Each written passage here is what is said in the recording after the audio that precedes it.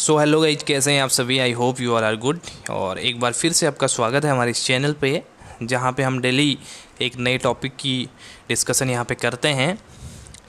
Last topic में हमने discuss किया था रेशियो एनालिसिस। उसके 2 पार्ट हैं, उसको हमने यहाँ पे कंप्लीट कर लिया है 2 पार्ट में। उसको आप जाके चैनल पे देख सकते हैं। प्लेलिस्ट का लिंक आपको यहाँ पे राइट साइड टॉप पे आपको मिल जाएगा। उस पर क्लिक करते ही आप हमारी जो कंप्लीट अकाउंटिंग की प्लेलिस्ट है उसको चेकआउट कर पाएंगे। उसके अलावा और भी यहाँ पे MCQ हैं 15, 16, 17 पार्ट के आसपास MCQ हमने करवाए हैं। उसके अलावा और भी फाइनेंशियल मैनेजमेंट है और वीडियो भी आप चेकआउट कर पाएंगे। राइट, आज के टॉपिक का हम जो डिस्कशन कर रहे हैं वो है हमारा कैश फ्लो स्टेटमेंट। ये हमारा एक फाइनेंशियल स्टेटमेंट होता है, ठीक, जिसके अंदर हम कैश और कैश इक्विवेलेंट की मोमेंटम को बेसिकली मॉनिटर करेंगे इसमें। तो चलिए स्टार्ट करते हैं। चैनल पर नए हैं तो चैनल को ज़रूर सब्सक्राइब करें। What is cash flow management? Cash flow statement. A cash flow statement refers to statement showing the cash inflow and outflow or the financial position of the business during different interval of time in terms of cash and cash equivalent. यानी कि cash flow statement हमारा वो statement होता है जो हमारे एक different जो हमारे इंडिविजुअल इंटरवल्स होते हैं हमारे बिजनेस के, यानी कि बेसिकली 2 साल आप मान लीजिए, उसके अंदर कैश और कैश इक्विवेलेंट में क्या चेंज हुए इसको ये मेजर करेगा। ठीक है, जैसे कि आपके पास 2 साल के ये दे रहेंगे और इसमें ये डिफरेंट ईयर हो गया, जैसे 2015, 2016 ये हो गया। इसके अंदर अलग अलग आइटम दे दी जाएंगी कैश एंड कैश इक्विवेलेंट की, तो उनमें क्या चेंज हुआ, इंक्रीज हुआ क्या, कितना डिक्रीज हुआ, आउटफ्लो हुआ या इनफ्लो हुआ, इसी चीज़ को हम यहाँ पे स्टडी करते हैं। अब समझते हैं इसके बाद इसको। और यहाँ पे अकाउंटिंग स्टैंडर्ड 3 में जो हमारे पब्लिक लिस्टेड कंपनी होती हैं उनको ये मैंडेटरी बनाना होता है, जो आपका कैश फ्लो स्टेटमेंट होता है। उसके बाद समझते हैं हमारा कैश और कैश इक्विवेलेंट क्या चीज़ होती है। हमारी कैश तो होती है, कैश ही होती है, लेकिन कैश इक्विवेलेंट हमारी जो होती है वो हमारी बहुत जो लिक्विड एसेट हम जिसको बोलते हैं ना, वो हमारी होती है यहाँ पे, हाईली लिक्विड एसेट जिसको बोला जाता है। और लिक्विड एसेट हमारा क्या होता है इसको हमने डिटेल में पहले डिस्कस किया है। आप जाके रेशियो एनालिसिस की वीडियो को रेफ़र कर सकते हैं, उसमें हमने सब कुछ यहाँ पर डिटेल में डिस्कस किया है। अब कैश इक्विवेलेंट के अंदर क्या क्या चीज़ें आती हैं, उसके अंदर हमारी आ जाएंगी, एक तो बैंक का बैलेंस आ जाएगा और उसके अलावा आपके मार्केटेबल सिक्योरिटीज़। ठीक है, 2 चीज़ें आपके इसके अंदर आ जाती हैं, और कैश तो है ही आपका कैश। तो ये तीनों मिलके आपके कैश एंड कैश इक्विवेलेंट बन जाती हैं। ठीक है, क्योंकि इनको कैश तो हमारे पास है ही, लेकिन कैश और मार्केटेबल, कैश एट बैंक है और मार्केटेबल सिक्योरिटी जो चीज़ें हैं इनको हम तुरंत कैश में यहाँ पे कन्वर्ट कर सकते हैं जब भी हमें यहाँ पे ज़रूरत पड़ेगी। अब बात करते हैं कि हमारा फ्लो से क्या मतलब होता है, कैश फ्लोज क्या होते हैं। Cash flows are referred to as a inflow and outflow of the cash और कैश इक्विवेलेंट। हम यहाँ पे देखते हैं कैश और कैश इक्विवेलेंट में इनफ्लो हो रहा है या आउटफ्लो हो रहा है। जनरल लैंग्वेज में आप समझ सकते हैं, इनफ्लो का मतलब आपको कैश रिसीव हुआ और आउटफ्लो का मतलब आप पेमेंट कर रहे हैं, आपके पास से कैश बाहर जा रहा है, तो आपका क्या हो जाएगा, कैश इनफ्लो मतलब आपको मिला, आउटफ्लो मतलब आपके पास से कैश गया। तो यही 2 एक्टिविटी इसमें देखी जाएंगी कि इनफ्लो, यही चीज़ें देखेंगे हम कि डिफरेंट जो आपका इंटरवल दिया है उसके अंदर कैश में इनफ्लो हो रहा है या आउटफ्लो हो रहा है, ये चीज़ें हम इसमें मॉनिटर करने वाले हैं। और यहाँ पे लिखा भी हुआ है, the cash flow are term to refer inflows and outflow of the cash and cash equivalent in a business. In other words it can be explain the movement in and movement out. इसको क्या बोलेंगे, movement in या movement out. Movement in मतलब inflow, movement out मतलब outflow हो गया cash and cash equivalent का। ठीक, फिर है हमारा objective of cash flow statement, यानी कि कैश फ्लो स्टेटमेंट बनाने के हमारे क्या उद्देश्य, क्या ऑब्जेक्टिव हमारे। पहला है when it comes to short term financial planning this method comes in handy. यानी कि जब भी हमें शॉर्ट टर्म की हमें फाइनेंशियल प्लानिंग करनी है अपने कैश से रिलेटेड, तो ये कैश फ्लो स्टेटमेंट हमें एक्यूरेटली यहाँ पे निकाल के देगा कि हमारी कैश की मोमेंटम कैसी है, कितना हमारे पास कैश इनफ्लो है, कितना आउटफ्लो है, कितना हम किस तरह से हम यहाँ पे कहाँ से हमें ये जनरेट हुआ है। दूसरा, when it comes to successful cash management this is a must have. यानी कि जब भी हम क्या करते हैं सक्सेसफुल कैश मैनेजमेंट हमें करना है तो इसके लिए तो हमें ये ज़रूरत पड़ेगी ही पड़ेगी। It is useful in the implementation of business policies. हमारे बिजनेस की पॉलिसीज डिफरेंट टाइप की जो है वो कैश पे डिपेंडेंट रहती है, यानी कि कैश जिस हिसाब से रहेगा हम उसी हिसाब से अपनी पॉलिसीज़ को भी यहाँ पे मॉनिटर करते हैं, यानी कि फॉर्मुलेट करते हैं। तो उनको रेगुलेट करने के लिए भी हमारे कैश फ्लो स्टेटमेंट एक जो मैंडेटरी, एक हम कह सकते हैं कि एक जो ज़रूरी आपका फाइनेंशियल स्टेटमेंट है वो बन जाता है। Assist in the creation and formulating the cash budget. Obviously cash budget बनेगा तो उसके लिए आपका कैश का ही आपका देखा जाएगा, तो उसमें ये आपका मदद करेगा। आपके प्रीवियस ईयर जो भी आपका इंटरवल दिया है उसका जो इनफ्लो है वो तो आउटफ्लो और इनफ्लो वो तो बताएगा ही बताएगा, साथ में ये फॉरकास्टिंग के लिए भी यहाँ पे इम्पोर्टेंट होगा। उसके बाद है use to measure cash flow from different activities such as running, saving and funding. तो ये यहाँ पे इसके लिए बात की गई है जो हमारे ऑब्जेक्टिव हैं उसकी। अब बात करते हैं इसके लिमिटेशंस की, limitations of the cash flow statement. अब सबसे पहले इसकी एक फर्स्ट लिमिटेशन क्या है, it is based on the historical cost principle. ये आपका हिस्टोरिकल कॉस्ट प्रिंसिपल पे बेस है, क्योंकि हम इसमें क्या करते हैं, हम यहाँ पे डिफरेंस यहाँ पे लेते हैं। बेसिकली आइटम्स का जो डिफरेंस है उसको हम यहाँ पे कंसीडर करते हैं। जैसे कि आपके 2010 में 10,000 की थी, अभी बढ़ गई ये 12,000 हो गई है। एसेट की हम बात कर लेते हैं बेसिकली, तो ये 2,000 हम अपने जो एसेट जो फाइनेंशियल स्टेटमेंट है अभी जो बनाएंगे हम कैश फ्लो स्टेटमेंट, उसमें ना तो 12,000 के अमाउंट लिखेंगे ना ही 10,000 के अमाउंट लिखेंगे। हम देखेंगे नेट चेंज कितना हुआ, तो हम यहाँ पे 2,000 इंक्रीज की अमाउंट यहाँ पे डालेंगे, और वो कैसे होगा उसको अभी देखेंगे डिटेल में। बस यहाँ पे समझ लो कि ये हमारा एक हिस्टोरिकल कॉस्ट प्रिंसिपल होता है। Additionally it is based on secondary data. हाँ, सेकेंडरी डेटा तो होता ही है। थर्ड है no adherence to basic accounting principle. Fourth है a cash flow statement is not a substitute for the income statement. ये आपका सब्सिट्यूट नहीं है बट एक कॉम्प्लीमेंट्री है, ठीक है। सब्सिट्यूट के तौर पे नहीं देख सकते, क्योंकि इनकम स्टेटमेंट में तो बेसिकली हम सेल्स का डेटा किससे, इनडायरेक्ट एक्सपेंसेस और इनडायरेक्ट इनकम के साथ यहाँ पे कंपाइल करते हैं। बट यहाँ पर आपका सिर्फ कैश एंड कैश इक्विवेलेंट की बात होती है, यहाँ पे एक्सपेंसेस की बात नहीं करता। साथ ही आपके जो हमने बात करी इनडायरेक्ट इनकम, उसकी भी ये बेसिकली यहाँ पे चर्चा नहीं करता है, तो हम ये सब्स्टिट्यूट नहीं कर सकते, बल्कि ये आपके एक तरह से जो हेल्पिंग वाला है हमारा वो हो जाएगा, ठीक है। It ignores all the non cash transaction. ये आपके नॉन कैश ट्रांजेक्शन को इग्नोर कर देता है, क्योंकि नाम ही इसका कैश फ्लो स्टेटमेंट है। अब बात करते हैं क्लासिफिकेशन ऑफ बिजनेस एक्टिविटी। इसके अंदर हम क्या क्या एक्टिविटीज़ पढ़ने वाले हैं। इसके अंदर हम 3 तरह की एक्टिविटी पढ़ेंगे। पहली एक्टिविटी हम पढ़ेंगे cash flow from operating activity. दूसरा हम पढ़ेंगे cash flow from financing activity, तीसरा हो गया cash flow from investing activity. ये ऑर्डर आप चेंज भी कर सकते हो, दैट डजेंट मैटर, ठीक है। तो ये हो गया, लेकिन फॉर्मेट में जो दिया है आपको फॉर्मेट का फॉलो अप करना पड़ेगा। अभी के लिए मैं इतना समझने के लिए मैं आपसे बोल रहा हूँ। तो ये 3 तरह की एक्टिविटी हमारी होती है, एक ऑपरेटिंग एक्टिविटी, दूसरा इन्वेस्टिंग एक्टिविटी, तीसरी फाइनेंसिंग एक्टिविटी, ठीक है।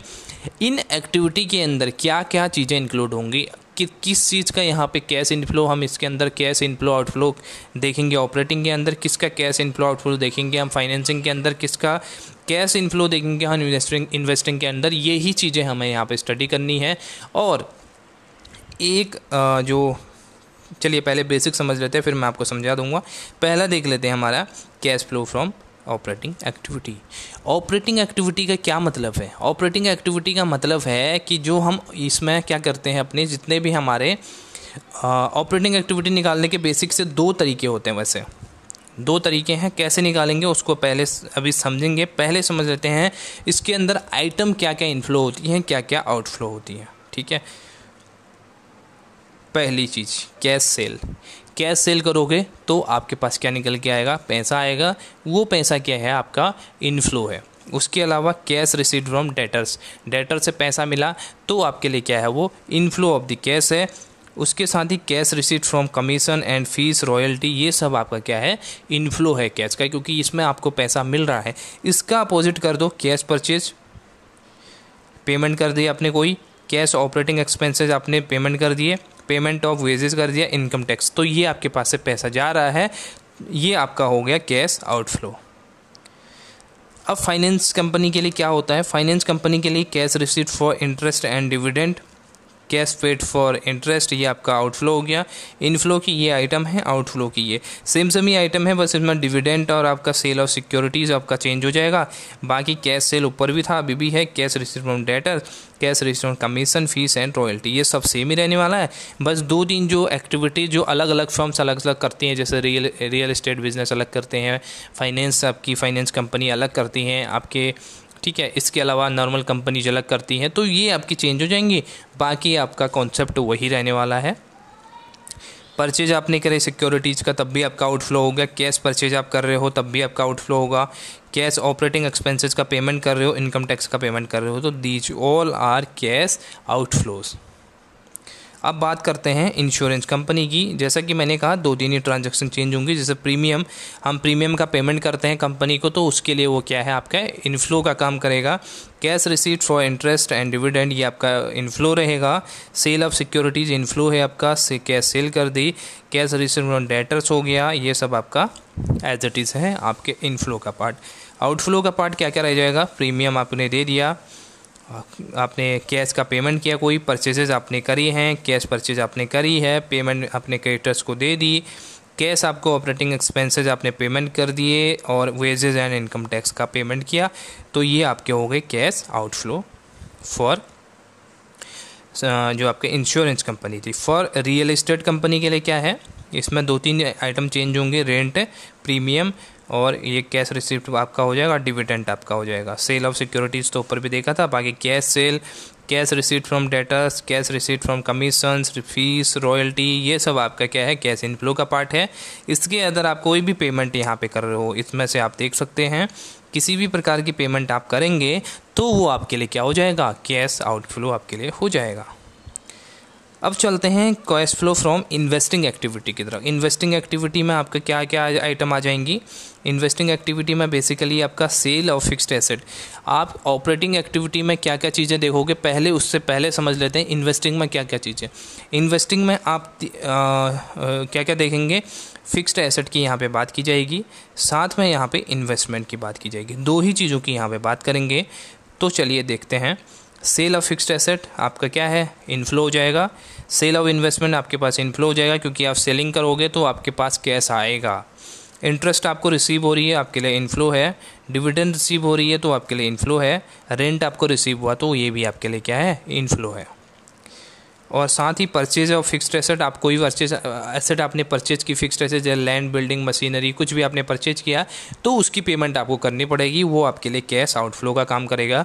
और परचेजेज ऑफ द इन्वेस्टमेंट, आपने परचेज किया इन्वेस्टमेंट को तब भी आपको पेमेंट करनी पड़ेगी, ये भी आपका एक तरह का कैश आउटफ्लो है। अब है financing activity, cash flow from financing activity का पार्ट। फाइनेंसिंग एक्टिविटी में आप क्या क्या चीज़ें देखोगे, एक तो शेयर्स देखोगे, दूसरा आप डिवेंचर देखोगे, तीसरा आप लोन देखोगे। 3 चीज़ें हम इसमें देखेंगे। तो सबसे पहले देखते हैं issue of shares in cash. Share issue करेंगे तो हमें कैपिटल मिलेगी, पैसा मिलेगा, हमारे लिए इनफ्लो है। Issue of debenture in cash, debenture आपने इश्यू किया, वो पैसा आपको मिला। Proceed from long term borrowing, आपने लोन लिया, वो पैसा आपको मिला। सिक्योरिटी प्रीमियम रिसीव्ड, मिला आपको पैसा। Increase in the balance of bank overdraft और कैश क्रेडिट अकाउंट, इसमें सबको आपको पैसा मिलेगा, तो ये आपके लिए क्या हो गई, कैश इनफ्लो की आइटम हो गई।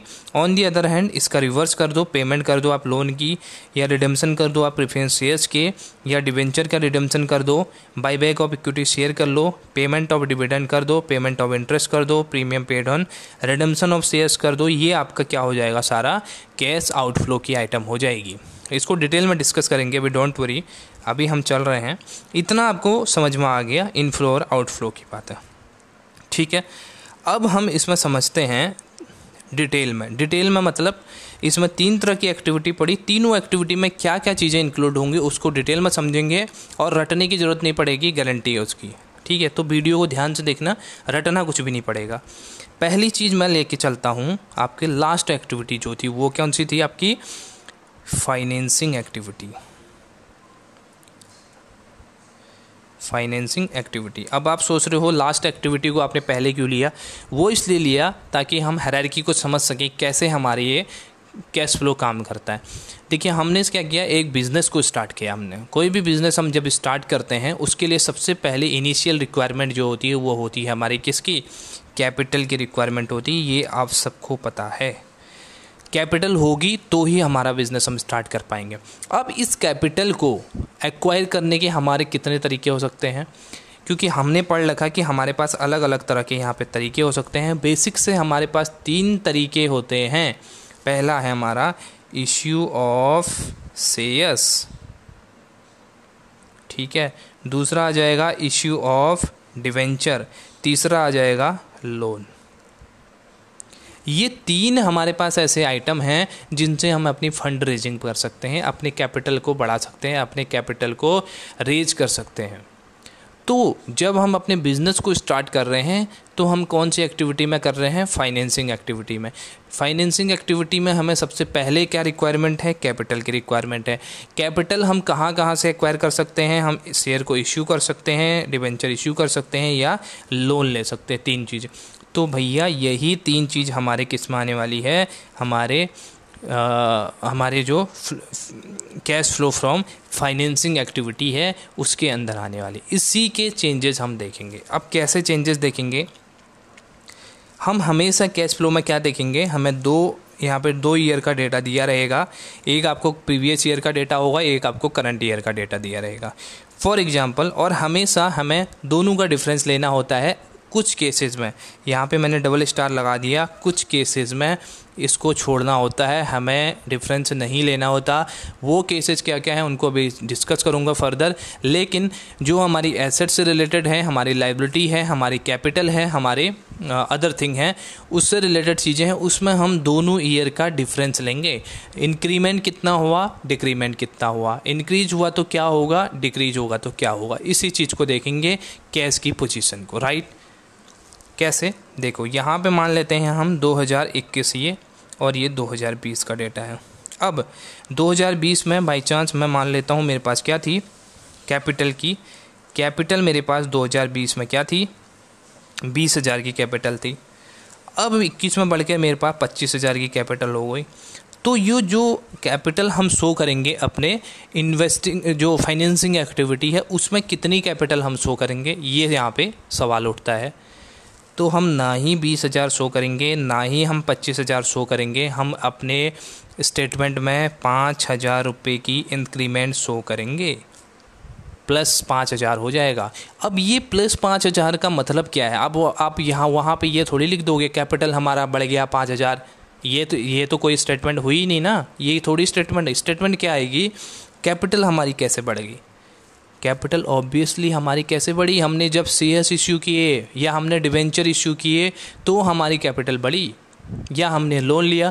क्वेश्चन में स्पेसिफाइड रहेगा, आपको शेयर्स का अलग दिया रहेगा, आपको डिवेंचर का दिया रहेगा, और साथ में लोन का भी आपका अमाउंट दिया रहेगा। अगर अमाउंट बढ़ती है तो मतलब हमने इश्यू किया है नई चीज़।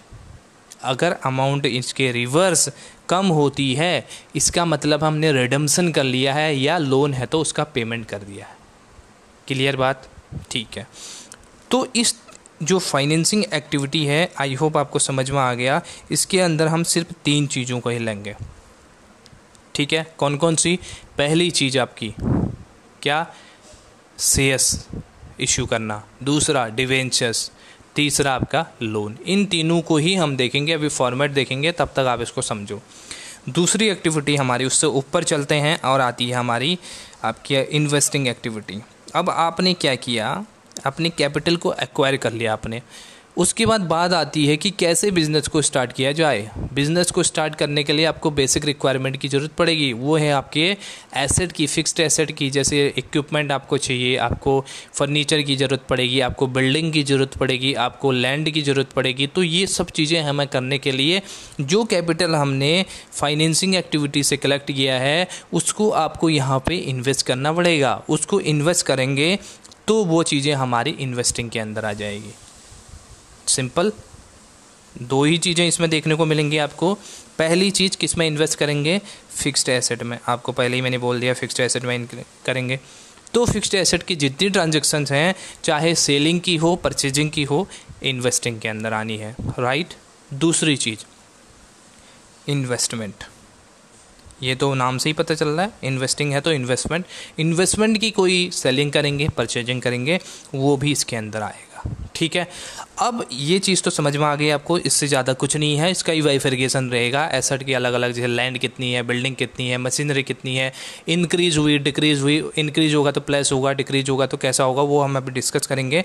बस इसमें यही चीज़ें देंगे। 2 साल का आपको डेटा है, उसमें आपको जैसे आपका एसेट्स, मैं मान लेता हूँ कुछ भी फिक्स्ड एसेट आपके पास है, आपने 20,000 की अभी थी, 2021 में, और 2020 में ये मानव थी पहले आपकी 50,000 की।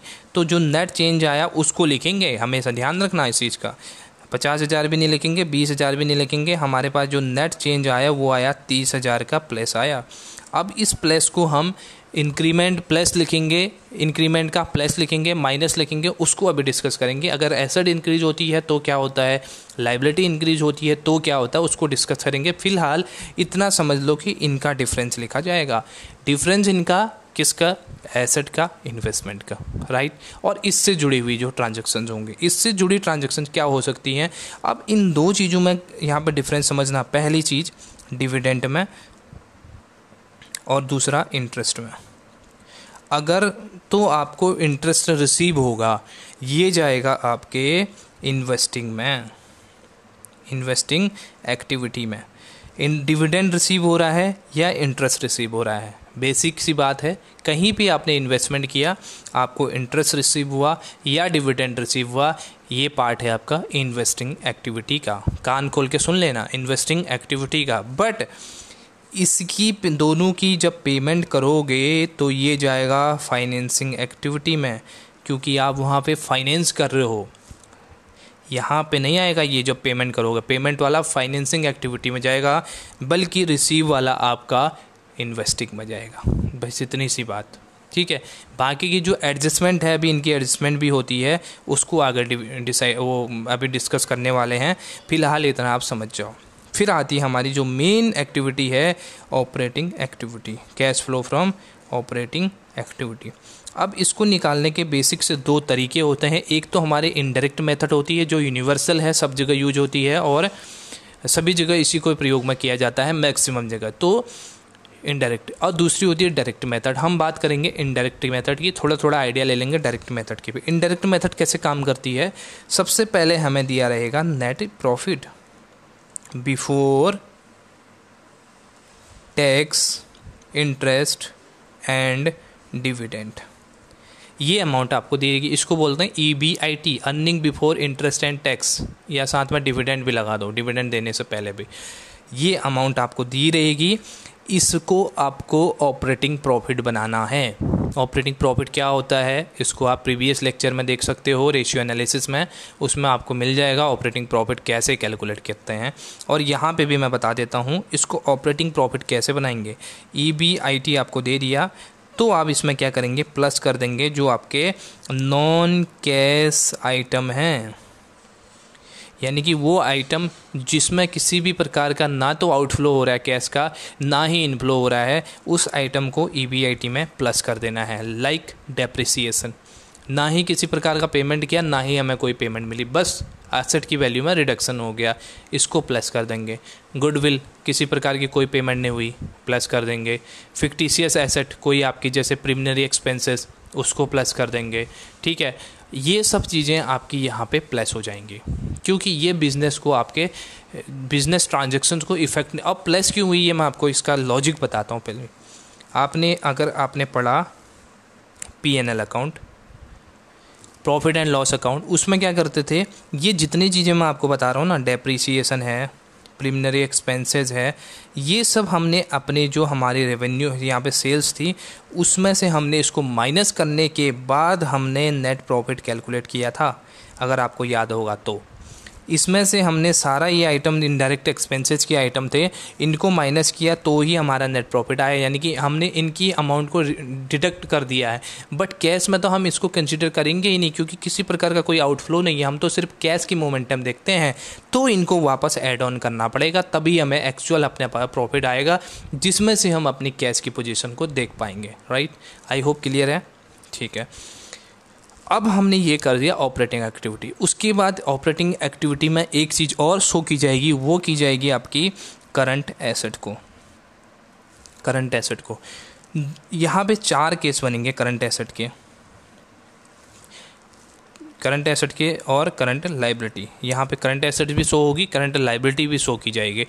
अगर तो करंट एसेट इंक्रीज होगी, करंट एसेट इंक्रीज होगी तो क्या करेंगे, जैसे आपको 2 ईयर का दे रखा है ना, 2 ईयर का डेटा दिया, मैंने बोला 2021 में मेरी करंट एसेट्स थी फॉर एग्जांपल 50,000 रुपये, जबकि वो 20 में थी 30,000 रुपया। अब बढ़ के कितनी बढ़ गई, ना तो 20,000 आएगा स्टेटमेंट में, ना ही 50,000 आएगा। कितना आएगा, 30,000 रुपये आएगा। टोटल डिफरेंस देखेंगे ना हम, डिफरेंस आएगा 30,000 रुपये, बढ़ी हुई डिफरेंस है। अब हमें पता चल गया कि हमारी एसेट की वैल्यू तो बढ़ गई, जो हमारी करंट एसेट थी उसकी वैल्यू बढ़ गई। करंट एसेट की वैल्यू बढ़ने का क्या मतलब है, इसका मतलब है कि आपने क्या कर दिया, करंट एसेट्स आपकी बढ़ गई, यानी कि आपने परचेजिंग कर दी। आप यहाँ पे करंट एसेट्स को स्टॉक मान के चल लो, ठीक है, स्टॉक हमारा करंट एसेट होता है ना, तो इसको याद कर लो करंट एसेट। आपकी स्टॉक कब बढ़ेगी, जब आप क्या करोगे, परचेजिंग बढ़ाओगे रॉ मटेरियल की, तो आपके पास मैन्युफैक्चरिंग बढ़ेगी तो आपका स्टॉक ऑटोमेटिकली बढ़ेगा। तो इस केस में आपके पास से क्या हुआ, कैश गया है, आपने परचेजिंग करी तो कैश आपके पास से गया, यानी कि कैश का क्या हुआ, आउटफ्लो हो गया कैश का। अगर कैश का आउटफ्लो हो गया तो इस आइटम को हमें माइनस करना पड़ेगा, जितना भी दोनों ईयर का डिफरेंस आएगा उसको माइनस कर देंगे, ठीक है। उसके बाद दूसरी केस, करंट एसेट अगर माइनस कमी होती है करंट एसेट्स के अमाउंट में, पिछले साल बाई चांस हमारे पास 80,000 की थी, अभी बच गई हमारे पास कितने, 30,000 की, तो ना 80 लिखेंगे ना 30 लिखेंगे, कितना लिखेंगे, 50,000 लिखेंगे। उस 50,000 में रिडक्शन आ गया, कम हो गई 50,000, ठीक है। उस 50,000 कम होने का क्या मतलब है, स्टॉक हमारा कम हो गया, मतलब क्या है, हमारी सेल हो गई ना, स्टॉक को हमने सेल कर दिया, बेच दिया। अब स्टॉक बेच दिया तो हमारे पास कैश आएगा, तो ये तो हमारा भाई इनफ्लो होता है, इनफ्लो को हमेशा प्लस करते हैं, तो इसको करेंगे प्लस, क्लियर। उसके बाद आ जाते हैं लायबिलिटी की तरफ। लायबिलिटी के भी दो केस बढ़ेंगे, जब करंट लायबिलिटी क्या करेगी, इंक्रीज करेगी। करंट लायबिलिटी इंक्रीज करेगी, इसका मतलब हमारे पास पैसा आएगा, ठीक है, हमारे पास लिक्विडिटी बने रहेगी बिजनेस में। लोन की बात कर लेते हैं, लोन हमारे पास आएगा, शॉर्ट टर्म का लोन मान लो, करंट एसेट्स की बात कर रहे हैं हम, शॉर्ट टर्म का लोन मान लो, शॉर्ट टर्म का लोन हमने लिया तो हमारे पास इनफ्लो हुआ। इनफ्लो जब भी होता है प्लस करते हैं, वो बात अलग है, हमारी लायबिलिटी बढ़ जाएगी, बट हम तो यहाँ पे कैश की बात कर रहे हैं ना, हम तो कैश का मोमेंटम देख रहे हैं, बाकी चीज़ का तो बात की बात है, वो तो हमारी अदर चीज़ें हैं। दूसरी जगह करंट लायबिलिटी घट गई, हमारे पास करंट लायबिलिटी घट गई, इसका मतलब हमने पेमेंट कर दिया कहीं ना कहीं करंट लायबिलिटी का, तभी तो हमारे क्रेडिटर्स कम हो गए। क्रेडिटर्स को ले लो, पहले 20,000 थे, अभी बच गए 10,000, तो 10,000 का जो नेट अमाउंट आया वो आपका आ जाएगा माइनस के टर्म्स में, ठीक है, तो माइनस, ठीक है, तो ये आ जाएगा हमारा करंट लायबिलिटी जब माइनस की हमने, तो उस केस में हमारी जो मोमेंटम होगी कैश की वो आउटफ्लो की होगी, क्योंकि हमने क्रेडिटर्स का पेमेंट कर दिया होगा, तो उस केस में माइनस हो जाएगा हमारा जो ट्रांजैक्शन नेट अमाउंट जो आएगा वो भी हमारा माइनस हो जाएगा। कि कौन सा अमाउंट, जैसे कि मैंने मान लिया कि करंट ईयर में मेरे पास लायबिलिटी थी 2 लाख, चलो 2 लाख की, और प्रीवियस ईयर में ये लायबिलिटी थी हमारे पास 3 लाख की, यानी कि 1 लाख लायबिलिटी कम कैसे हो गई। क्रेडिटर्स जो हमारे करंट एसेट्स करंट लायबिलिटी है, या जो भी थे हमारे बिल्स पेएबल थे या हमारे पास क्रेडिटर थे, वो कम कैसे हो गए भाई अपने आप ही। इसका मतलब हमने कहीं ना कहीं पेमेंट करी है तो हमारे पास से कैश गया तो उसको माइनस करेंगे, उसके डिफरेंस को माइनस करेंगे। यहाँ पे 1 लाख का जो अमाउंट आएगा वो माइनस हो जाएगा, ठीक है। तो ये बात थी हमारी ऑपरेटिंग एक्टिविटी की। इतनी ही चीज़ें हमारी ऑपरेटिंग एक्टिविटी के अंदर आएंगी। कुछ इसकी एडजस्टमेंट है, एडजस्टमेंट को हम आगे डिस्कस करते हैं। पहले हम फॉर्मेट की तरफ बढ़ते हैं, इजी लगेगा अब आपको, मैंने क्योंकि सारा समझा दिया। नीचे से स्टार्ट करते हैं हम अपने फाइनेंसिंग एक्टिविटी से। फाइनेंसिंग में याद करो फाइनेंस की ज़रूरत पड़ेगी। फाइनेंस मतलब कैपिटल की ज़रूरत पड़ेगी। कैपिटल मतलब कहाँ से आएगा हमारे पास, शेयर्स इश्यू करेंगे, डिवेंचर इश्यू करेंगे, लोन लेंगे, बात खत्म। वही किया है, proceeding from issue of the debenture and share plus कर दो, proceed from other long term borrowing plus कर दो, इंक्रीज डिक्रीज इन बैंक आपके प्लस हो जाएगा। उसके बाद ये तो आपकी प्लस की आइटम होगी, इनमें तो आपको कैश मिलेगा बट पेमेंट भी तो करना पड़ेगा, फ्री का थोड़ी ना आया है। डिविडेंड पे करो, माइनस करो, इंटरिम डिविडेंड माइनस करो, इंटरेस्ट डिवेंचर सब कुछ पे किया आपने, माइनस करो। रीपेमेंट ऑफ लोन किया, लोन लिया तो पेमेंट भी तो करनी पड़ेगी, उसको वापस भी तो करना है, उसको माइनस करो। रिडेम्पशन कर दिया आपने प्रेफरेंस शेयर्स या डिवेंचर का, यानी कि आपने उनका पेमेंट कर दिया, वो भी आपके माइनस हो जाएगा। और इशू आपके शेयर इशू एक्सपेंसेस कुछ हैं तो वो भी आपके माइनस हो जाएंगे। पर सीधी सी आइटम है, कुछ नहीं है। 3 चीज़ें याद रख लो, उससे रिलेटेड ट्रांजैक्शन, उसको पैसा मिल रहा है, इशू कर रहे हो तो आपका क्या है, इनफ्लो है, अगर आप रिडेम्पशन कर रहे हो तो आउटफ्लो है। ठीक है, तो ये बात थी हमारी। उसके बाद यहाँ पे आ जाएगी आपकी नेट कैश फ्रॉम और यूज्ड इन फाइनेंसिंग एक्टिविटी। पहली चीज़, कैश फ्रॉम कब आएगा, जब आपको क्या रहेगा, सरप्लस होगा, यानी कि आपकी अमाउंट प्लस में होगी, जो नेट अमाउंट बाहर आएगी। अगर आपकी नेट अमाउंट माइनस वाली आती है तो आप यूज करोगे used in, net cash used in financing activity. I hope clear है। अब चलते हैं हमारी दूसरी एक्टिविटी की तरफ, जो हमारी है इन्वेस्टिंग एक्टिविटी। इन्वेस्टिंग एक्टिविटी के अंदर हमने 2 चीज़ें देखी थी, एक देखी थी फिक्स्ड एसेट, दूसरी देखी थी इन्वेस्टमेंट। ठीक है, बात खत्म। पहली, proceed from sale of fixed asset, plus करो, आपने क्या करी, सेल करी एसेट की तो आपको पैसा मिलेगा। Proceed from sale of investment, plus करो, आपको सेव करिए इन्वेस्टमेंट की तो आपको पैसा मिलेगा। Sale of intangible asset, asset के अंदर आ गया, इसको भी आपको प्लस करना है। इंटरेस्ट डिविडेंड आपको रिसीव होता है, प्लस आपका हो जाएगा। रेंट इनकम आपको रिसीव हुई, परचेज ऑफ फिक्स्ड एसेट आ गई, उसके बाद परचेज करोगे तो आउटफ्लो होगा। परचेज मतलब आउटफ्लो, इसको माइनस करोगे, जो आपकी डिफरेंस की अमाउंट होगी उसको। परचेज ऑफ इन्वेस्टमेंट आपके माइनस हो जाएगी, राइट, इतना आपको करना है। और उसके बाद परचेज ऑफ इंटेंजिबल एसेट्स में भी सेम ही ट्रीटमेंट होना है, परचेज है तो आपको माइनस कर देना है, सीधी सी बात है। उसके बाद प्लस माइनस कुछ एक्स्ट्रा ऑर्डिनरी आइटम है तो इसको आपको करना है। उसके बाद नेट कैश फ्रॉम या यूज्ड इन इन्वेस्टिंग एक्टिविटी, ये आपका आ जाएगा, प्लस में है तो फ्रॉम आ जाएगा, और अगर आपके माइनस में आ रही है तो यूज्ड इन आप टर्म यूज़ कर लोगे। सिंपल बात, क्रक्स से याद रखना है आपको। उसके बाद बात करते हैं हमारी ऑपरेटिंग एक्टिविटी की। इसको फॉर्मेट को एज इट इज़ बनाना है आपको, लेकिन net profit before taxation and extraordinary item, यानी कि EBIT की हम यहाँ पे बात कर रहे हैं, जिसकी मैंने बात करी थी उसकी। उसके बाद देखो यहाँ पे एडजस्टमेंट कर देंगे, किसकी एडजस्टमेंट करनी है, आइटम्स ऐड करेंगे, इन आइटम को ऐड करना है। Depreciation non cash item, interest on borrowing debenture non cash item, loss on sale of fixed asset ये माइनस होगी, क्योंकि ये प्लस होगी, क्योंकि इसकी ये 2 बार यहाँ पे माइनस नहीं हो सकती है। ये loss on sale of fixed asset हम अपने कहाँ पे कर रहे हैं, अपनी इन्वेस्टिंग एक्टिविटी में भी हम इसको बियर कर चुके हैं, डायरेक्टली वहाँ पे अमाउंट में ये कवर हो जाता है, तो इसलिए हम इसको 2 बार रिकॉर्ड नहीं करेंगे, इसको यहाँ पे वापस हमें प्लस करना पड़ेगा। अगर नहीं करेंगे तो इसकी अमाउंट 2 बार यहाँ पे माइनस हो जाएगी। और increase in provision for doubtful debt, ये आपका इसमें आ जाएगा। इसकी अभी मैं चर्चा करता हूँ, पहले डाउटफुल डेट की और डिविडेंड की और इनकम टैक्स की, इनकी अभी मैं चर्चा करने वाला हूँ। इनके अभी क्या होंगे, एडजस्टमेंट होंगे, ठीक है। उसके बाद आपका आ जाएगा आइटम्स क्या क्या ऐड करने हैं, आपकी जो इंटरेस्ट इनकम है, डिविडेंड इनकम है, रेंटल इनकम है, ये आपके यहाँ पे प्लस हो जाएंगे। फिर देखिए जो मैंने अभी समझाया आपको, अगर ये अमाउंट निकल के आएगी आपके पास, फिर operating profit before working capital changes, ये अभी तक की पूरी एक्टिविटी ख़त्म नहीं हुई है, अभी ये आधी हुई है। Before operating profit before working capital change है। अब हम वर्किंग कैपिटल में चेंज देखेंगे। Working capital as you know current assets minus current liabilities का फॉर्मूला होता है, यानी कि करंट एसेट और करंट लाइबिलिटी की जो चेंजेज हैं वो हमारी वर्किंग कैपिटल के अंदर देखेंगे। अब चेंजेस कैसे देखेंगे भाई, देख लो। Plus decrease in current assets आपकी प्लस होगी, पहले भी बता चुका हूँ, डिक्रीज हो गई है करंट एसेट्स आपकी, स्टॉक कम होगी, स्टॉक कम होगी तो आपने क्या करे, आपने सेल कर दिया, सेल करा तो आपने, आपके पास स्टॉक कम हुआ, सेल करोगे तो पैसा मिलेगा, पैसा मिला तो इनफ्लो हुआ, इनफ्लो हुआ तो प्लस हो जाएगा, राइट। और इसके साथ ही करंट लाइबिलिटी में इंक्रीज अगर करंट लाइबिलिटी में तो लोन मिला तो इनफ्लो हुआ तो प्लस। इसके opposite increase in current asset, increase हुआ हमारे करंट एसेट में, हमारा स्टॉक बढ़ा, यानी कि परचेजिंग करी तो मैन्युफैक्चरिंग करी तो स्टॉक बना, तो हमारा आउटफ्लो ऑफ द कैश हुआ होगा, हमने पेमेंट कर दिया होगा परचेज करने पे।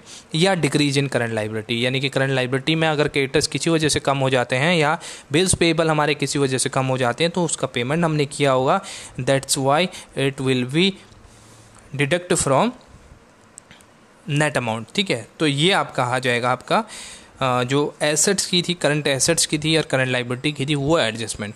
और ये जो एडजस्टमेंट है ये आपके एसेट जो फिक्स्ड एसेट है और करंट एसेट्स है उसके साथ भी ये वर्क करेगी। सेम टू सेम हमें ट्रीटमेंट उनका भी यहाँ पे करना है, बट ध्यान ये रखना है कि हमें उनको यहाँ शो नहीं करना है। फिक्स्ड एसेट आपको इन्वेस्टिंग में शो करनी है, यहाँ पे करंट एसेट्स ही हमको ऑपरेटिंग में शो करनी है, बिकॉज करंट एसेट्स और करंट लायबिलिटी हमारा डे टू डे वर्किंग जो हमारा कैपिटल होता है उसका पार्ट होता है। इसलिए हमारे बिज़नेस को जो एक तरह से हम कह सकते हैं कि एक साल के अंदर का जो एक्टिविटी होती है वो सब चीज़ें हमारी बियर करती हैं हमारी करंट नेचर की हमारी जो एंट्रीज होती हैं वो, इसलिए इसको हमारे ऑपरेटिंग में डाला जाता है। उसके बाद इसको हमारा यहाँ पे इनकम टैक्स है तो इनकम टैक्स का पेमेंट कर देंगे। उसकी एक एडजस्टमेंट और होती है, अभी मैं समझाता हूँ। पहले फ़िलहाल आप इनकम टैक्स का पेमेंट करेंगे, उसके बाद आपको मिल जाएगा cash flow before extraordinary item. कुछ एक्स्ट्राऑर्डिनरी आइटम है तो उनको शो करेंगे, और नेट कैश आपके मिल जाएगा, और यूज्ड ऑपरेटिंग एक्टिविटी। प्लस में है तो नेट कैश फ्रॉम आ जाएगा, माइनस में है तो net cash used in operating activity. बस इतना ही है, हवा बना रखा है खाली फालतू का। ठीक है, तो बस हो गया ख़त्म। कुछ इसकी एडजस्टमेंट है, क्या एडजस्टमेंट है उसको देखते हैं। पहली चीज़, अगर आपको जैसा कि हमने ऊपर नेट प्रॉफिट शो किया, EBIT शो किया, उस EBIT को हम डायरेक्टली यहाँ पे अमाउंट नहीं लिखेंगे। किस केस में? अगर आपको अपने बैलेंस शीट में 3-4 चीज़ें दिख जाती। पहली चीज़, आपको किसी प्रकार का कोई आपको रिज़र्व दिखता है, जनरल रिज़र्व, तो उसकी एडजस्टमेंट होगी पहले। कोई प्रोविजंस आपको दिखते हैं तो उसकी एडजस्टमेंट होगी पहले। उसके अलावा आपको टैक्सेस आपको दिखते हैं तो उसकी यहाँ पे पहले होगी, और डिविडेंड आपको दिखेगा तो उसकी पहले यहाँ पे एडजस्टमेंट करेंगे। उसके बाद यहाँ से वर्किंग नोट से जो इतना अमाउंट बचेगा उसको हम नेट प्रॉफिट में दिखाएंगे। क्यों? इसका रीज़न क्या है ऐसा? इसका रीज़न ये है कि जब आपने प्रॉफिट एंड लॉस अकाउंट बनाया है तो उसमें आपने इन सारी चीज़ों को, प्रोविजंस को भी आपने माइनस किया है। उसके अलावा आपने और भी चीज़ें हैं सारी आपने यहाँ पे माइनस की हैं, ठीक है। और डिविडेंड भी आपने बांट दिया है, जबकि हमने बोला है हमें EBIT चाहिए, और उसमें भी इंटरेस्ट का पेमेंट नहीं होना चाहिए, डिविडेंड का पेमेंट नहीं किया होना चाहिए, टैक्स का पेमेंट नहीं किया होना चाहिए, सारी बिफोर की आइटम है। तो अगर आफ्टर हमें दे दिया जाए, हमें बैलेंस शीट में दे दी जाए, तो इसका मतलब है कि वो चार्ज कर चुके हैं। उन चार्ज कर चुकों को वापस करेंगे और अपने प्रॉफिट को लेके आएंगे। कैसे? हम इसमें प्लस कर देंगे ये सारी आइटम को। प्रपोज डिविडेंड क्या होता है अभी समझाऊंगा। Propose dividend for current year, interim dividend आपका प्लस हो जाएगा। साथ ही आपका जो प्रोविजंस थे वो प्लस हो जाएंगे, क्योंकि प्रोविज़न हमने, आपको पता है कि हमारे प्रॉफिट पे चार्ज होता है, ये ऑटोमेटिकली आपके जो PNL बना उसी समय ही ये चार्ज हो गए होंगे। तो इनको हमें दोबारा से क्या करना पड़ेगा? ऐड करना पड़ेगा, ताकि हमें एक्चुअल प्रॉफिट यहाँ पे पता चल पाए। प्रोविज़न उसके बाद हम बनाएंगे, राइट। ये चीज़ें हैं। और माइनस क्या करेंगे यहाँ पे, जैसे आपका डेफर्ड टैक्स एसेट है या difference between opening and closing balance है, उसको माइनस कर देंगे।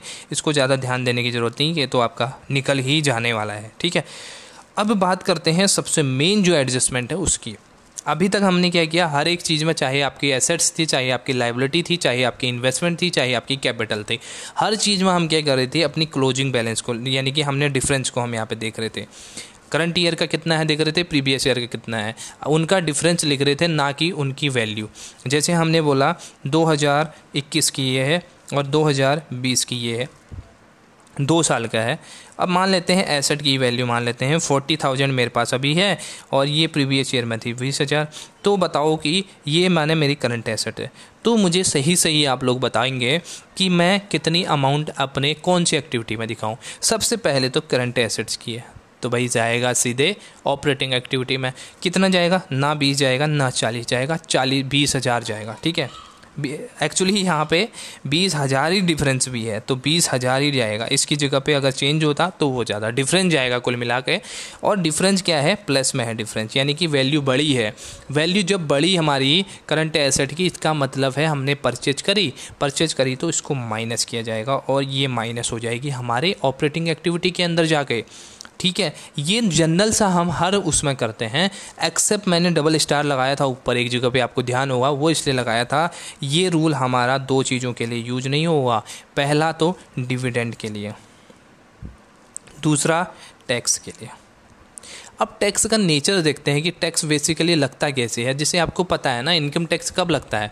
अब गवर्नमेंट आपसे क्या बोलती है, गवर्नमेंट क्या ये बोलती है कि आप अभी टैक्स दे दो और कल को अगले साल कमा लेना पैसा, क्या ऐसा बोलती है?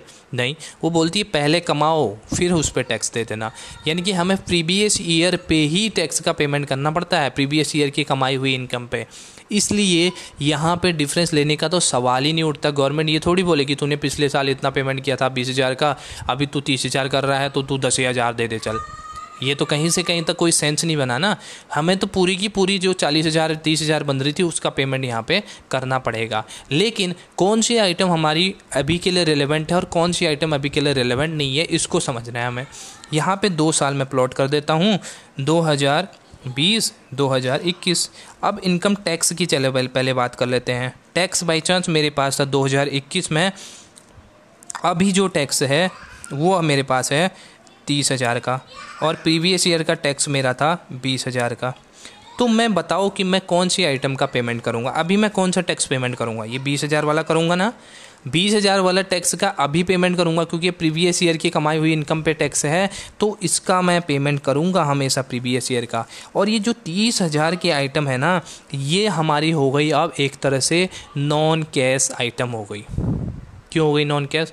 भाई तुमने टैक्स का अमाउंट तो दिखा दिया बट इसकी तो पेमेंट हुई ही नहीं अभी, तो किसी भी तरह का आपका आउटफ्लो तो हुआ ही नहीं, तो किस बात का आप इसको चार्ज करोगे? इसको तो हम टैक्स में चार्ज कर ही नहीं सकते हैं। इसलिए ये आइटम सीधे आपकी ऑपरेटिंग एक्टिविटी में जाके प्लस हो जाएगी क्योंकि ये आपकी करंट ईयर की है और ये नॉन कैश हो गई। इसको अगले साल पेमेंट करेंगे, ये अगले साल पेमेंट होगी। 2022 अगले साल के लिए क्या हो जाएगी? नॉन करंट एक्टिविटी हो जाएगी। क्लियर? आई होप क्लियर है। सेम आपके डिविडेंड का भी। अब डिविडेंड ऐसा थोड़ी है कि आपने अभी कमाया और अभी डिवाइड कर दिया। डिविडेंड जो आप अभी डिवाइड करोगे वो प्रीवियस ईयर का डिविडेंड होगा, तभी तो एजीएम में आप वो करोगे, सारी कमाई हुई इनकम को डिस्ट्रीब्यूट करने का वो करोगे, कितना डिस्ट्रीब्यूट करना है, कितना रिटेन करना है। ये सब चीज़ें आप कब करते हो? जब नेक्स्ट ईयर आप एजीएम करते हो। तो इसमें भी सेम रूल, करंट ईयर का जो आपका डिविडेंड होगा वो नॉन कैश आइटम बन जाएगा। इसमें किसी भी प्रकार का कोई डिविडेंड हमने दिया नहीं। इसके 2 नाम आपने ऊपर देखे होंगे, इंटरिम डिविडेंड और प्रोपोज डिविडेंड। ये आइटम जाके प्लस हो जानी है आपकी ऑपरेटिंग एक्टिविटी में। और जो प्रीवियस ईयर का डिविडेंड है इसकी पेमेंट हो गई, इसकी आपकी ट्रीटमेंट हो गई। और पेमेंट अगर डिविडेंड का कर रहे हो कहाँ जाएगा? फाइनेंसिंग एक्टिविटी में। रिसीव कर रहे हो कहाँ आएगा? वो आपकी इन्वेस्टिंग एक्टिविटी में, राइट। तो ये 2 एडजस्टमेंट बहुत ज़्यादा इंपॉर्टेंट है क्योंकि हर कुछ में हम डिफरेंस ले रहे हैं। तो स्टूडेंट्स को लगता है कि इसमें भी हम डिफरेंस लेंगे, बट इसमें हम डिफरेंस नहीं लेंगे, बहुत बड़ी गलती हो जाएगी डिफरेंस लेंगे तो। ठीक है, तो इस बात को आपको ध्यान में रखना है, राइट। ये थी आपकी एडजस्टमेंट इससे रिलेटेड। इससे ज़्यादा कोई एडजस्टमेंट इसमें है नहीं, बेसिक सी, और यही चीज़ें आपको पूछी जाएंगी। अब देख लेते हैं कुछ इसके एग्जाम्पल्स ताकि आपका सब कुछ क्रिस्टन क्लियर करवा दूं मैं।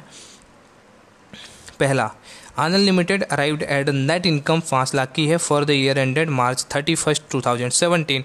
Depreciation for the year 2 lakhs है। There was a profit of ₹50,000 on assets sold which was transfer to settlement of the statement of the profit and loss account. Trade receivable increased during the year 40,000। Trade payable also increased for 60,000. Compute the cash flow from operating activity with indirect method. यहाँ पे सिर्फ operating activity पूछी है ताकि मैंने एक operating activity का डाला। आपको ऑपरेटिंग एक्टिविटी ज़्यादा इंपॉर्टेंट है, बाकियों में तो काम ही कुछ नहीं है ज़्यादा। आप 2 एक्टिविटी में इसी में ज़्यादा काम है। सबसे पहले देख लेते हैं आपने प्रॉफिट कितना अर्न किया। 5 लाख रुपये यहाँ पे आपको प्रॉफिट हो गया, ठीक है। अब यहाँ पे साफ साफ लिखा हुआ है, देखिए यहाँ पे 5 लाख रुपये। उसमें आप क्या प्लस करेंगे, क्या माइनस करेंगे? सबसे पहले नॉन कैश आइटम को प्लस करेंगे। आइटम नॉन कैश कौन सी है? डेप्रिसिएशन दिया, ऊपर आपको डेप्रिसिएशन दिया है ना, डेप्रिसिएशन फॉर ईयर 2 lakhs को प्लस करो। और gain on sale of asset, यहाँ पे बोला है आपको सेल करने पे आपको गेन हुआ तो इसको आप माइनस करोगे, क्योंकि ये गेन अगर हुआ होगा ये आपको ऑटोमेटिकली वहाँ जब आप इन्वेस्टिंग एक्टिविटी करोगे वहाँ आप रिकॉर्ड कर चुके होगे। तो इस चीज़ को यहाँ पे आप नहीं दिखाओगे। इसके लिए जो भी गेन हुआ ना उसको आपको यहाँ पे माइनस कर देना है एसेट पे, राइट। तो आपने क्या किया, ब्रैकेट में वाला माइनस है, प्लस क्या की डेप्रिसिएशन कर दी, नेट अमाउंट बाहर लिख दी, 1,50,000 प्लस की आ गई। ये बात हुई हमारी जो हमने प्लस किए नॉन कैश आइटम की। अब बिफोर वर्किंग कैपिटल चेंज आपके पास कितनी आ गई अमाउंट, 1,50,000 को आप इसमें प्लस कर दोगे, 6,50,000 की अमाउंट आ गई आपके पास। अब आपको एडजस्टमेंट करनी है अपनी current assets and current liability की। यहाँ पे आपको बोला है, देखिए क्या बोला है, यहाँ पे बोला है कि आपके जो ट्रेड रिसीवेबल है ना वो आपके इंक्रीज कर गए, यानी कि आपके जो आपके करंट एसेट्स थी वो इंक्रीज कर गई। तो ऑब्वियसली आपकी करंट एसेट्स इंक्रीज की तो उसको क्या करेंगे, माइनस करेंगे, 40,000 माइनस का आ जाएगा। ये किया हमने, 40,000 माइनस कर दिया। और बोला है increase in trade payable. Trade payable मतलब आपका बिल्स पेएबल समझ लो आप, यानी कि करंट लाइबिलिटी, अगर करंट लाइबिलिटी इंक्रीज होगी तो उसको प्लस करेंगे। टोटल जो अमाउंट इन दोनों का आया, ये माइनस का अमाउंट है, ये प्लस का अमाउंट है। 20,000 आपकी प्लस की नेट अमाउंट बाहर आ जाएगी और आपका जो नेट कैश फ्रॉम ऑपरेशन आ गया वो 6,70,000 आपके पास आ गया। तो ये थी हमारी कैसे हम कैलकुलेट करते हैं ऑपरेटिंग एक्टिविटी। ठीक है, अब एक फुल फ्लैश क्वेश्चन मैं लेके आया हूँ, उसको ध्यान से देखना और इसको देखते हैं। यहाँ पे पूरा आपका पूरा क्वेश्चन दिया गया है। इसमें दिया है from the following information prepare cash flow statement, और पर्टिकुलर दिया है, ये नोट भी दिए जाते हैं इसमें। और 31 मार्च एक 2015 की फ़िगर दी है, एक आपको 2014 की फ़िगर दी है, राइट। और इसमें देखिए क्या क्या चीज़ें दी हैं। पहले आपके है ये आपका न्यू फॉर्मेट का आपका पीएनएल दिया गया है। बेसिकली ओल्ड फॉर्मेट अब हट चुका है, तो ये आपका टी शेप वाला जो हम बनाते हैं ना वो समझने के लिए वो अभी हट चुका है। यहाँ पे आपके न्यू फॉर्मेट का पीएनएल है, ये सॉरी बैलेंस शीट आपको दी है। इक्विटी एंड लाइबिलिटी सबसे पहले आ गए, और शेयर होल्डर फंड के अंदर आपकी शेयर कैपिटल देखो 7 लाख अभी हैं, पहले थी 5 लाख, 2 लाख बढ़ गई हैं। कहाँ दिखाएंगे, कैसे करेंगे, उसको दिमाग में रख लो। 5 लाख थी, 5 लाख से 7 लाख हो गई हैं। रिजर्व एंड सरप्लस, मैंने बोला जहाँ पे रिजर्व एंड सरप्लस देखो तो उसकी क्या करेंगे हम।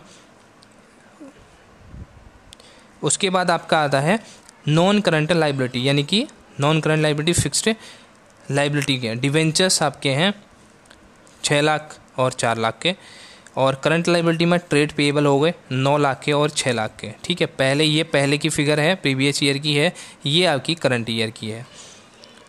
अब आते हैं एसेट की ओर। एसेट में आपको दिया है फिक्स्ड एसेट की आपको दे रखी है, यहाँ पे टेंजिबल एसेट आपको दी है। टेंजिबल इन द सेंस कि आपके जो एसेट आपको लैंड, बिल्डिंग, मशीनरी।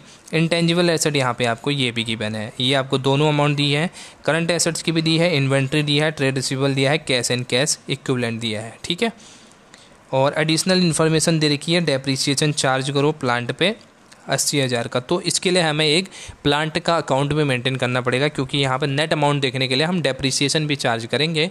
उसके बाद हमारे पास कितनी अमाउंट बचती है उसको यहाँ पे देखना पड़ेगा, उसके लिए हमें एक अलग से मेंटेन करेंगे अकाउंट। उससे पहले आप इसको क्वेश्चन को देख लो, सॉल्व। सॉल्यूशन आ गया हमारे पास। सबसे पहले आएगा cash from operating activity. Cash from operating activity में सबसे पहले क्या लेते हैं हम, नेट प्रॉफिट हम यहाँ पे लेंगे। ठीक है, और एक बात और याद रखना, इसमें हमारे कैश फ्लो स्टेटमेंट में एक खासियत होती है हमेशा कि हमें पता होता है कि हमारा आंसर कितना होने वाला है। हमारा आंसर मैं पहले बता देता हूँ कितना होगा। जो ये हमारा कैश एंड कैश इक्विवेलेंट है ना, इसका डिफरेंस होने वाला है, यानी कि 1 लाख रुपये हमारा इसका आंसर आने वाला है, प्लस का वो भी। ठीक है, क्योंकि देखो प्रीवियस ईयर में 3 लाख थी, अभी हो गई 4 lakh. Cash and cash equivalent, only cash and cash equivalent. इसके चेंज 1 लाख का चेंज कहाँ से आया, उसी को एसर्टेन करने के लिए हम ये स्टेटमेंट को प्रिपेयर कर रहे हैं। ठीक है, राइट। अब देख लेते हैं हमारे पास जो हमारा नेट प्रॉफिट है वो आ गया हमारे पास 2,20,000 का। ठीक है, चलो प्रॉफिट तो हमने लिख दिया, ये तो सिंपल सी बात है। प्रॉफिट हमने लिख दिया 2,20,000 का। अब इसमें ऐड कौन से आइटम करेंगे, सबसे पहले इंटरेस्ट ऑन डिवेंचर। आपको डिवेंचर दे रखे हैं तो उसका इंटरेस्ट आपको यहाँ पे ऐड करना पड़ेगा, इंटरेस्ट ऑन डिवेंचर। ठीक है, क्योंकि ये हम कहाँ चार्ज करते हैं, जो डिवेंचर्स का है हम इसको ऑलरेडी कहाँ पे चार्ज करते हैं, जहाँ हम इसको इश्यू करेंगे या जहाँ पे हमने जो हमने फाइनेंसिंग एक्टिविटी है तो उसमें हम यहाँ पे चार्ज करेंगे। ठीक है, तो ये 40,000 यहाँ 48,000 यहाँ प्लस हो जाएगा। उसके बाद आपका डेप्रीसिएशन है 80,000 का, ये तो प्लस होना ही है, और गुडविल दे रखी है। ठीक है, ये तीनों आइटम आपके नॉन कैश आइटम बन गए 2,08,000 के। ठीक है, इसको घटाएंगे हम नेट प्रॉफिट जो आपका गिवन है, तो आपके पास प्लस करेंगे, क्योंकि हम इनको प्लस कर रहे हैं, इसको प्लस करेंगे इसमें, तो टोटल अमाउंट आ गई 4,28,000, जो हमारा टॉपिक कहलाता है operating before working capital adjustment या वर्किंग कैपिटल चेंजेस। ये आपका अमाउंट आ गया। उसके बाद आपको क्या करना है, वर्किंग कैपिटल चेंजेस को देखना है, यानी कि करंट एसेट्स और करंट लाइबिलिटी के डिफरेंस को देखेंगे। अब देखो यहाँ पे पहला है इंक्रीज इन करंट लाइबिलिटी। सबसे पहले इंक्रीज इन करंट लाइबिलिटी देखते हैं। क्रेडिटर्स हमारे 3 लाख से इंक्रीज हो गए, यानी कि प्लस हो गए होंगे। देख लेते हैं हमारे क्रेडिटर्स, राइट। क्रेडिटर्स हमारे हो गए, ये हमारे ट्रेड रिसीवेबल, देखिए ट्रेड पेएबल यहाँ पे है, या मैं देखिए ट्रेड पेएबल है आपके 6 लाख के थे, 6 लाख से बढ़ के 9 लाख का होगा, यानी कि आपके पास 3 लाख का अमाउंट जो बढ़ गया, वो आपका बढ़ा हुआ अमाउंट आप शो करोगे। अगर लाइबिलिटी बढ़ती है तो इसको हम क्या करते हैं, प्लस करते हैं अपने स्टेटमेंट में। ठीक है, तो ये आपका यहाँ पे ऐड कर दिया जाएगा। कौन सा amount, increase in current liability, creditors आपका 3 लाख से प्लस हो गया। ओके, उसके बाद क्या करेंगे, इसमें से increase in current assets. Current assets increase होती है तो माइनस होती है, क्यों होती है, कैसे होती है, ये भी मैंने आपको बता दिया। तो इन्वेंट्री आपकी 1 लाख की बड़ी थी, वो आपकी माइनस हो जाएगी। ट्रेड रिसीवेबल भी बड़ा था 2 लाख से, वो भी आपका यहाँ पे माइनस हो जाएगा। ठीक है, ऊपर क्वेश्चन में आपको साफ साफ दिखा होगा कि ये दोनों चीज़ें आपकी बड़ी हैं। देखो यहाँ पे इन्वेंट्री भी आपकी बढ़ गई है। ठीक है, कैसे, 5 लाख से 6 लाख, 1 लाख से बढ़ गई, 1 लाख शो करेंगे। और ट्रेड रिसीवेबल भी आपका 4 लाख था, तो 4 लाख से 6 लाख हो गया, यानी कि 2 लाख बढ़ गया है। तो यहाँ पे वही चीज़ें यहाँ पे शो की गई हैं, कुछ और नया नहीं है। ठीक, तो अब नेट अमाउंट आपका बाहर लिख दिया जाएगा, 4,28,000 आपके पास नेट अमाउंट प्लस का अमाउंट आ जाएगा, क्योंकि यहाँ पे आपके पास क्या आ गया, ये जो ऊपर से था आपने इसको माइनस कर दिया, इसमें से ये टोटल आपने 3 लाख में से आपने क्या कर दिया, इसमें माइनस करके आपके पास टोटल अमाउंट बाहर आ जाएगी। जो प्लस की आइटम प्लस करेंगे, जो माइनस की आइटम है उसको माइनस कर देंगे। उसके बाद टैक्स पेड है, तो टैक्स यहाँ पे दिया नहीं है, इसको आप यहाँ पे छोड़ देंगे। और तो net cash from operating activity अपने पास निकल के टोटल अमाउंट 4,28,000 की आ गई। अब बात करते हैं इन्वेस्टिंग की। इन्वेस्टिंग में हम क्या देखते हैं, अपने पास करंट एसेट्स और इन्वेस्टमेंट की बात करते हैं। अब सबसे पहले परचेज ऑफ फिक्स्ड एसेट। अब यहाँ पे एसेट देखने के लिए हमें ये वर्किंग नोट प्रिपेयर करना पड़ेगा। कैसे, हम एसेट की जब भी अकाउंट बनाते हैं तो हमें बैलेंस ब्रॉट डाउन करना पड़ता है। ओपनिंग बैलेंस हमें एसेट का दिया है 5 लाख रुपये, क्वेश्चन में टैली कर सकते हो, और क्लोजिंग बैलेंस दिया है 7 लाख रुपये। आप देख सकते हो ओपनिंग बैलेंस आपके पास 5 होगा और क्लोजिंग बैलेंस 7 लाख होगा एसेट का।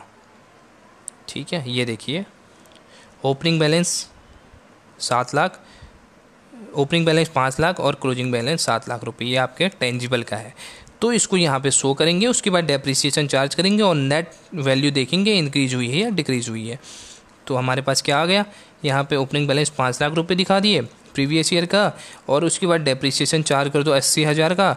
उसने यहाँ पे आपके क्लोजिंग बैलेंस आ जाएगी 7 लाख की, क्वेश्चन में दी गई है। 7 लाख 80,000 टोटल हो गया इस साइड का। इसका मतलब है कि जो 2,80,000 का अमाउंट जो कमी पड़ रही है वो आपने परचेज की है। ठीक है, अगर इस साइड में आती तो आपने सेल की होती, आपके पास कैश आ गया होता, लेकिन ये डेबिट बैलेंस आ गया तो डेबिट साइड में, तो आपने इसको परचेज किया होगा। ठीक है, क्योंकि परचेज की एंट्री आपकी क्या होती है, आप परचेज करोगे तो purchase account debit to cash की एंट्री होती है। ठीक है, तो इसको डेबिट किया जाता है, डेबिट की साइड का बैलेंस बच गया तो इसका मतलब आपने परचेज किया। सेल होता तो सेल आपका इस साइड आ जाता। ठीक है, परचेज किया, परचेज का मतलब इन्वेंट्री बढ़ी, इन्वेंट्री बढ़ी मतलब एसेट आपकी बढ़ी, एसेट बढ़ी मतलब इसको माइनस करेंगे कितना, 2,80,000 रुपया, 2,80,000 यहाँ पे देख लो, ये आपकी माइनस होगी 2,80,000। ये आपके टोटल आ गई net cash from investing. Investing में सिर्फ इतना ही दिया, इन्वेस्टमेंट की कोई दी नहीं है फिगर। 2,80,000 ही टोटल माइनस की अमाउंट हमारे पास निकल के आ गई। अब कैश फ्रॉम फाइनेंसिंग की बात देखते हैं, ये देख लेते हैं। शेयर कैपिटल सबसे पहले देखते हैं। आपके 2 लाख के आपके बड़े होने चाहिए, तभी आप इसको इश्यू करोगे, राइट। बड़े हुए नहीं होंगे तो क्वेश्चन गलत हो जाएगा। शेयर कैपिटल देखो 5 लाख के थे, 7 लाख हो गए, यानी कि 2 लाख बढ़ गए। बढ़ने का मतलब है कि आपने कुछ शेयर्स नए यहाँ पे इश्यू किए हैं, तो उसको लिखेंगे हम इश्यू ऑफ शेयर्स। यहाँ पे देख लो, इश्यू ऑफ शेयर्स। और रिडेम्पशन ऑफ डिवेंचर, यानी कि डिवेंचर की वैल्यू कम हुई होगी, इसका मतलब आपने उसकी पेमेंट करी, ये माइनस की अमाउंट आ जाएगी। उसके बाद इंटरेस्ट पेड ऑन डिवेंचर, मैंने बताया था इंटरेस्ट पेड, डिविडेंड पेड, ये आपके फाइनेंसिंग का पार्ट है। वाइल आपका, जबकि दूसरा आपका कौन सा, रिसीव, और वो आपका इन्वेस्टिंग का पार्ट होगा, ठीक है। इसको आप फाइनेंसिंग में दिखाओगे। इंटरेस्ट पेड आपका 48,000, इसको भी आपको माइनस करना पड़ेगा, क्योंकि आप यहाँ पे क्या कर रहे हो, डिवेंचर यहाँ पे आप इश्यू कर रहे हैं, यानी कि रिडीम कर रहे हैं, तो इंटरेस्ट भी यहीं पे पेड करेंगे। इसके लिए आपका नेट अमाउंट जो बाहर आ गया वो माइनस में आ जाएगा 48,000, क्योंकि ये प्लस और ये माइनस कट गया, 48 नेट अमाउंट बच गया अपने पास माइनस की। हमारे पास कितना निकल के आया total net cash from financing activity minus में 48,000। अब मैंने आपको एक ऊपर कुछ बताया था, आपको अगर याद हो, हमारा आंसर आएगा 1 लाख रुपए प्लस का, वो भी देख लो पहले ही आ गया। मैं पहले ही अंतर्यामी हूँ, पहले ही बता देता हूँ, इतना आंसर आएगा, ठीक है। तो ये हमारी खासियत है कैश फ्लो की, क्योंकि मैंने कैसे बताया, ओपनिंग हमारे पास था ये हमारे पास था 3 का, और क्लोजिंग बैलेंस था 4 लाख का, तो इसका नेट डिफरेंस जो आएगा वो 1 लाख की हमारी प्लस अमाउंट आएगी। ये पहले ही मुझे पता था, लेकिन कितना किस एक्टिविटी से हमारे पास आया ये मुझे पता नहीं था, इसी को हमने निकाला है। तो ये कैसे कैसे निकाला ये आपको मैंने बता दिया, ठीक है। ये माइनस की अमाउंट आई, इसलिए यहाँ पे ये माइनस की हो गई और ऊपर कुछ प्लस की होंगी। ये 4,28,000 हमारा किससे आया, ऑपरेटिंग से आया, और इन्वेस्टिंग से भी आपके पास निकल के आया है। इन्वेस्टिंग से 2,80,000 का माइनस है, टोटल हम कर देंगे तो 1 लाख का नेट पॉजिटिव अमाउंट अपने पास बचता है, जो कि हमारा आंसर है। इंक्रीज या डिक्रीज आपके पास आ गया 1 लाख का, डिक्रीज होता तो माइनस में डाल देते। दैट्स इट, इतना ही है। सो गाइस, ये था हमारा कैश फ्लो स्टेटमेंट के बारे में सब कुछ मतलब सब कुछ लगभग, ठीक है। अगर इसमें कुछ छूट गया है तो आप लोग मुझे कमेंट बॉक्स में सजेशन दे सकते हैं, और अगर कुछ और क्वेरी है तो उसको भी आप लोग पूछ सकते हैं। आई होप इसमें कुछ रटने की जो तो ज़रूरत आपको नहीं पड़ेगी, एटलीस्ट जैसे आप किताबों में देख के पढ़ के रटने कौन सी एक्टिविटी किसके अंदर आएगी, क्यों आएगी, ठीक है। तो ये आपको समझना है कि क्यों आएगी, अगर आएगी तो क्यों आएगी, ठीक। सो आई होप अगर वीडियो पसंद आती है, हमारा एफर्ट पसंद आता है, तो एक लाइक शेयर तो बनता है। चैनल पर नए हैं तो सब्सक्राइब भी कर लें यार, इसी तरह आपको अपडेट मिलती रहेगी, आपकी नॉलेज भी इन्हेंस होती रहेगी। Thank you so much for watching, take care, bye bye.